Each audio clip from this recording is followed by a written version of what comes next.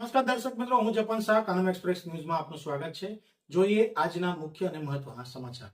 તારીખ 16 માર્ચ 2026ના રોજ નીલકંઠેશ્વર મહાદેવના પ્રાણ પ્રતિષ્ઠા મહોત્સવની ઉજવણી કરવામાં આવી. એમાં ગ્રામજનો, કોન્ટ્રાક્ટરો, વર્કર્સ તેમજ અન્ય વરિષ્ઠ રેગ્યુલર કર્મચારીઓ ઉપસ્થિત રહ્યા. હર મહાદેવ, હર હર જય મહાદેવ. જય મહાદેવ.